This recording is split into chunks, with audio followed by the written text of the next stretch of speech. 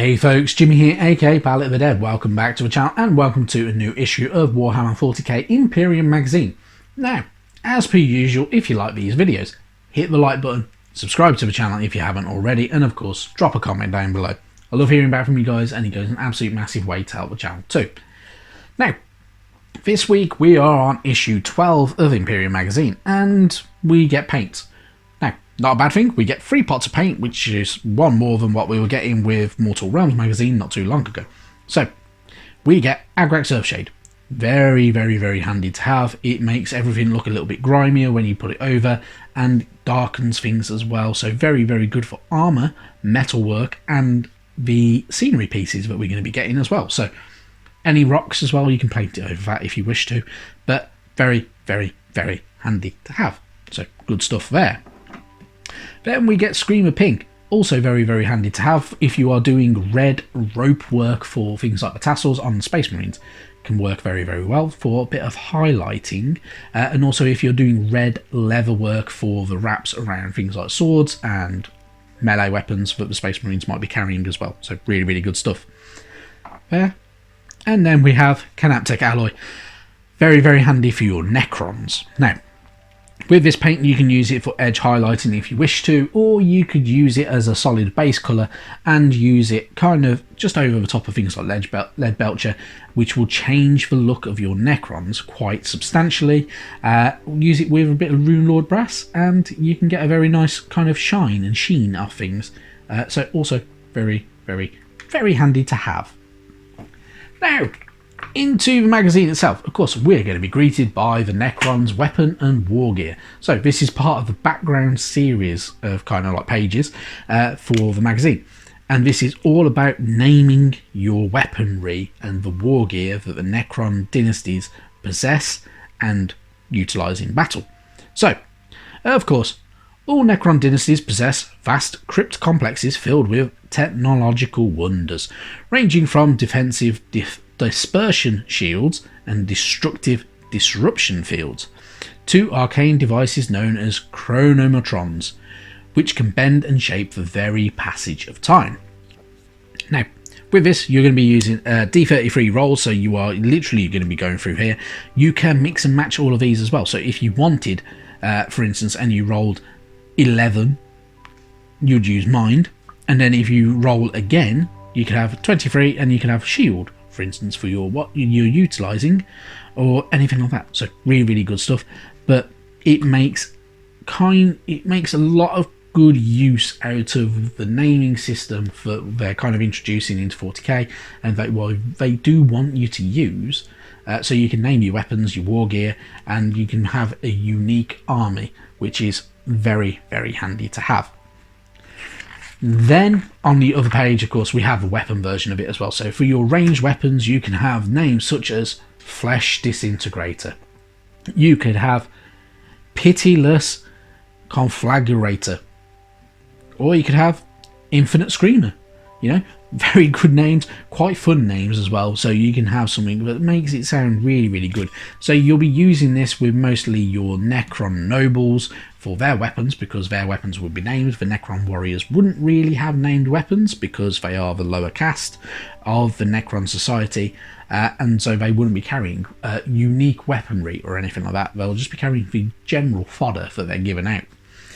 And of course you can also do it with melee weapons as well, which is always really, really good, because you could have, for instance, Void Regent's Doom or Transdimensional Brand, which just sounds complex and something out of Doctor Strange.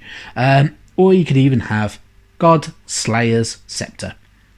Also really, really good. So really, really cool stuff. And as I say, it adds a lot of flavour to your games and makes it a little bit more fun and a bit more interesting as well. So it's not quite as not as dull when you're just using oh yeah, we're just going to use this blade. Great, who cares? But yeah, really, really good stuff. So really quite fun to do. And of course you can use all your battle kind of all the battle sheets that we've had before for all the data sheets, where you can write down everything and you can utilise them names. Really good stuff. And then we have more lore for 40k. So this is all about the Imperium Nihilus. So the Imperium Nihilus lies beyond the roiling warp storms that make up the Great Rift. cut off from terror and blind to the Astronomican's light, those who dwell here face a legion of nightmarish foes. So, the region of space known as the Imperium Nihilus is cut off from terror and Astronomican, which is the psychic beacon by which Imperial ships navigate the war. There remain only 2 stable paths through which reinforcements can make the journey from the Imperium Sanctus into the Imperium Nihilus. So yeah, really good stuff. Quite interesting as well. It's always nice to see a little bit more lore. The image here is of Abaddon, the Despoiler's Black Legion, and their strike at the worlds of the Imperium Nihilus, slaughtering all in their path.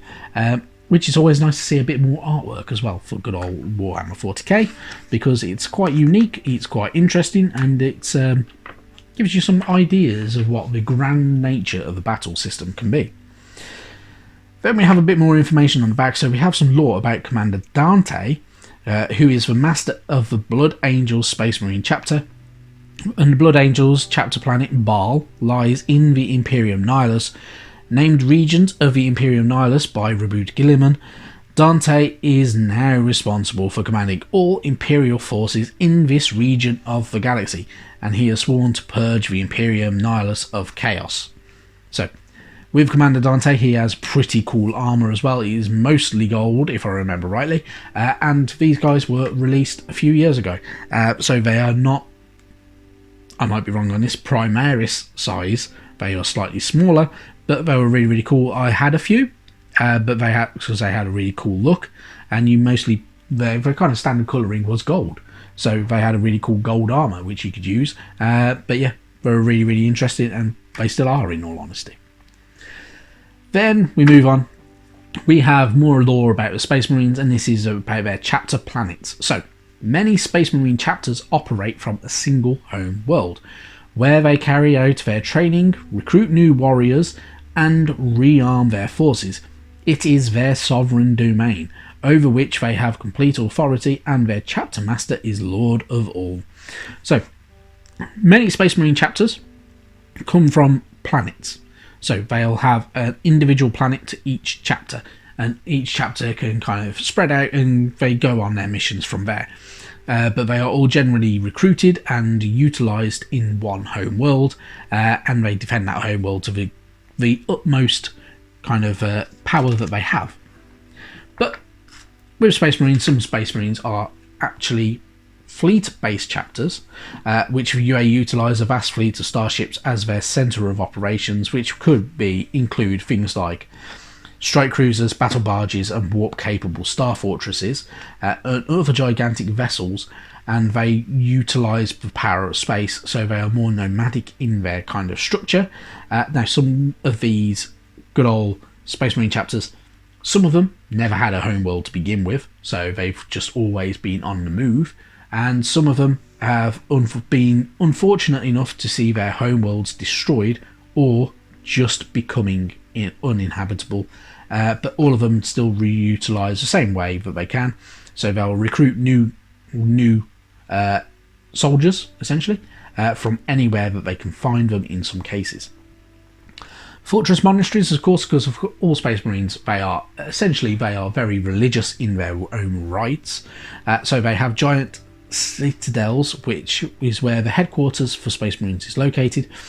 These Space Marines are warrior monks, and their vast buildings are dedicated to both battle and spirituality. So the halls of these fortresses contain the chapter's armory, librarius, reclusism, and apothecarian as well. So a lot of these are mainly kind of located on homeworlds, an abandoned moon, or even locations important to the chapter itself, and it has the purpose of recruiting new units, new weaponry, and housing the Space Marines themselves. So really, really good stuff as well to kind of find out a bit more information about them if you're really, really interested in learning about the Space Marines. Then we have information about one of the other factions that we do not get with magazine. So, no enemy of the Imperium is more terrible than the Chaos Demons. They are numberless foot soldiers of the Dark Gods, wrought from the very essence of Immaterium, Their monstrous forms are shaped by the darkest nightmares and cruelest desires of mortal beings. So, demons can take many forms. So, one of the most common ones that you will see from the forces of Khorne is the Bloodletters. But they can also be from Nurgle, which you'll see the Nurglings, for instance. And yeah, they take many forms. So, of course, if you're not aware, the Chaos Gods have 4 main forms. There is the Chaos God of Khorne, who is the Blood God. You will regularly see Blood for the Blood God and Skulls for the Skull Throne mentioned. Now, this is all to do with Khorne. His demons are red-skinned monsters clutching hellforged blades who seek only to conquer and destroy all in their path. There is Nurgle. Nurgle is the Chaos God of Plague and Decay. His demons are bloated with rot and covered in pus-filled boils. So, with them, they can be very grimy looking and have a lot of horribleness to them. Then we have Tzeentch. So Tzeentch is the god of change, an ever-scheming god. He is associated with sorcery, and his brightly coloured demons go to war with vibrant, destructive displays of magic. And then you also have Slaanesh as well. So Slaanesh is the chaos god of pain, pleasure, and excess. He is youngest of the chaos gods, and his demons are both beautiful and horrific, with lithe, graceful bodies marred by monstrous mutations. And there are also several kind of forces within realms of Warhammer who try to combine all of those gods, and will be a champion for all of the chaos gods on occasions, and they generally don't last very long. Yeah. Then we have our how to paint section. So this is showing you how to use your shades, for instance. So utilise them wisely, but you can get some really nice looking stuff. I'm not going to lie, I don't use shades like this. I would never shade over direct with Agrax Earthshade over white. It doesn't look fantastic. You can make something look far better. If you use Mechanica Standard Grey and Agrax Earthshade, it will look far better. It will look nicer, and you can have a very cool, unique look. And it will generally just look nicer. I'm not going to lie to you. It's far better. But yeah, that's my honest opinion. Using it over white, it doesn't sit right, and it doesn't look fantastic all the time. But if you're using it over Mechanica Standard Grey or Wraithbone, it works very well with, and it can give you a very nice look. But entirely up to you. How you want to paint is your decision. Then we've got information about how to paint up your using the Screamer Pink as well. So, for instance, as I said, the wraps on leather parts of swords, for instance, the good old wax seals for the purity seals can also be utilised for, which will look very nice as well, and a few extra little touches on there, and you get a nice look. Using your Agrax Earthshade and your Canoptic Alloy though is also very good. So using your Agrax Earthshade, you can do it over the scenery bits, you can do it over the metalwork if you want to, and it'll still look very nice, and it'll dull everything down. Just make sure you go back over everything, dry brush it if you want to, or if you want to take your time and pick out the details a little bit finer yourself, you can do, but you'll get a very nice look out of a lot of stuff if you're going through the kind of just shading and then dry brushing motions. You can get a very good look. So really good stuff. Your playthrough is of course defending the crypt, so you are using the Necron forces. So you will have an Overlord, and then you'll have 5 Necron Warriors with the Gauss Flayers, and going up against 3 Assault Intercessors and your Primaris Captain. Have fun with it. Really good stuff, and it's always nice to see a new battle that we can kind of get going with. You're using it on a one of your small battle map as well. So this is a very quiet kind of close quarters fight. You got your data sheets up there as well, so make sure you're keeping an eye on those and how far you can move, and what the shooting range is, and everything like that as well, and what their attacks and wounds are as well. So you can have a bit more of an educated maneuver throughout all of this. And then also we have a lot of other bits and pieces, so how to play through and how you would utilise it. It can be very, very different depending on your dice rolls. Have fun with it, enjoy your game, and yeah, have a good fun one.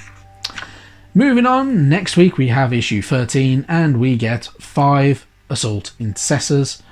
So this is the first set of 5, and we will get more Assault Intercessors some point soon, because these are your kind of your foot soldiers for the Space Marines. So we'll have quite a few of these to come in the future as well. But yeah, really, really good stuff. And yeah, the painting guide will be very, very similar as well. We're also going to get some lore on the origins of the Necrons, and also new rules as well. So they are going to expand the rules as they go. Then issue 14, we get the first sprue for the armoured containers, which will include some barrels and crates as well. Really good stuff. I'm actually kind of looking forward to having that and just mucking around with it really and painting it up, and kind of, yeah, making something look a bit different, which is always quite fun to do.